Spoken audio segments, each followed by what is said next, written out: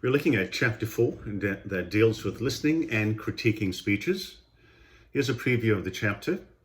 It has a number of segments, but we'll divide it into 2 video segments that makes it easier. Listening and public speaking, listening and other communication activities, the importance of good listening skills, reflect on how you listen, reasons audiences stop listening, the 4 stages of listening, 8 steps for fine-tuning your listening skills, critiquing speeches, and then 5 key criteria for evaluating presentations. So let's dive in. What's the first one? Well, listening and public speaking. Well, listening is significant for 2 different reasons. First, you need to understand the needs of your audience, and so that you're able to develop and deliver a powerful presentation that's relevant to them and that communicates your intended meaning. In order to do so, you need to understand the other person's perspective and context before you begin to inform them. And that takes listening. Second, by understanding the factors affecting listening, you're able to monitor your own listening skills and effectively evaluate and critique other speeches, including your own and your classmates. What's the difference between hearing and listening? Hearing is the physical ability to receive sounds over the airwaves. That's just receiving the sound. You don't attend to it necessarily. You don't interpret. You don't respond.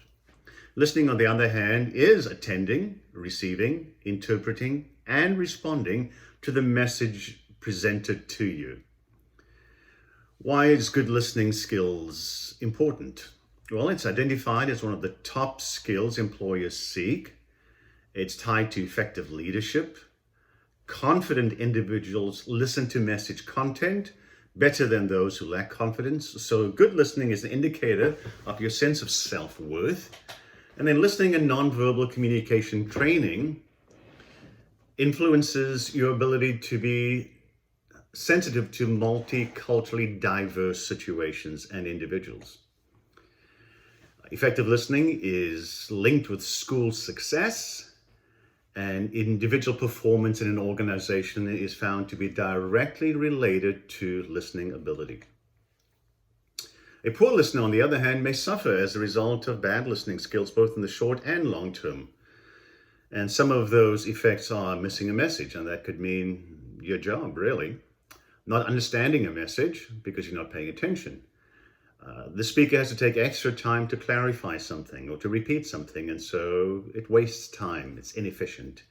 You create a negative impression by appearing disinterested or maybe not that smart, unintelligent, unable to participate fully in the conversation because you don't listen well. So reflect on how you listen. As a public speaker, we hope our message and our meaning will be understood. On the other hand, as a listener, as part of the audience, we may have other things on our minds. Distractions, preconceived notions about the speaker, the topic, prejudices about them personally, misunderstandings, stress, just a number of things. So why do audiences stop listening then? For 6 reasons, according to the text. 1, our attention drifts for whatever reason. We are distracted because of the environment. So external things, the heat, the cold, the noise next to us, internal stresses, hunger, unresolved conflict with your wife, your dog, your friend, a concern about what's coming in the future. These are all distractions that affect our listening skills. We have preconceived notions. Before the speaker opens his or her mouth, we've already decided that we don't like them based on their appearance or on a stereotype. Sometimes we stop listening because we just plain old disagree. We don't listen when we are prejudiced or inflexible, and when we are faced with abstractions, meaning that the speaker is not that clear, he or she does not define their terms, and so we form our own opinions. So, as an audience member, our purpose is to listen, to think critically, and to retain the central idea, the thesis statement, and the main points. So we have to consciously make sure that we don't tune the speaker out. We have to make sure that we don't focus on the minor details at the expense of the bigger points, and don't prejudge the speaker. Don't allow your emotional needs and your emotional state to distort the message as well. What are the 4 stages to listening? We'll get to this, and these are somewhat intuitive. 1 is sensing, 2 is interpretation, 3 is evaluation, and 4 is reaction. So sensing is when somebody raises their hand and you sense they want to say something, or they clear their throat, or maybe there's a pre-statement that says, may I ask you a question? So you sense that an exchange, an interchange is about to occur. Interpreting is when you attach meaning to a speaker's words. Again, remember, there's a difference between denotation, what the dictionary definition of that word is, and connotation, our personalized, subjective meaning that we infuse into that word. So when we interpret words, it's based on subjective experience. Our emotional and sometimes emotional and intellectual barriers get in the way of the speaker's intended message. Evaluating is the 3rd step, assessing the worth of the speaker's ideas and determine how significant or important it is to you in terms of relevance, right? So, research shows that our assessment is influenced by how that message fits into our belief system, our value system.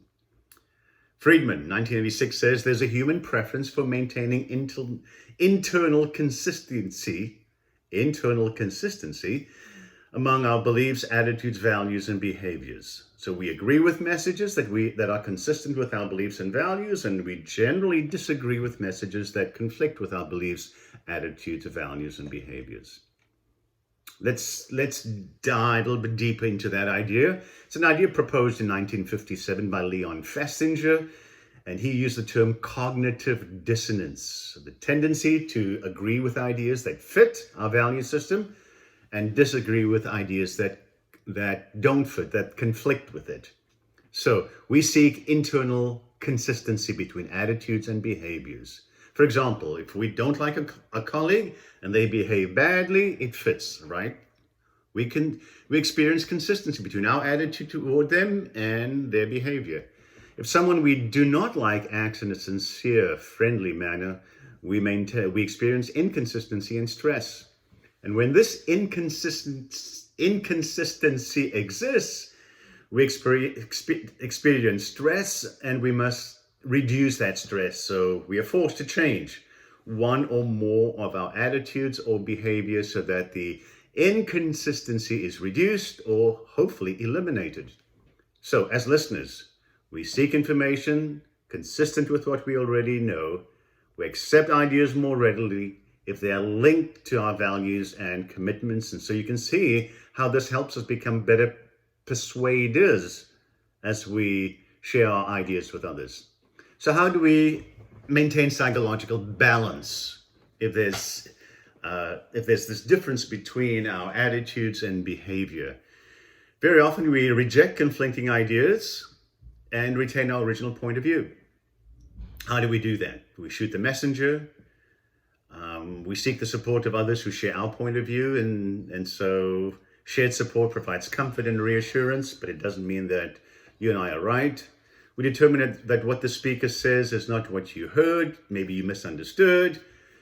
Convince yourself that the speaker's message has nothing to do with you, and do not think about it and it will go away. The ostrich with his head in the sand approach. Or you may just unconsciously block messages with which you disagree. The 4th stage to listening is reacting and responding. This is where we provide feedback to the speaker's message. So, as an effective speaker, you rely on and encourage feedback from your audience. So how do we go about the process of fine-tuning our skills? We'll stop there.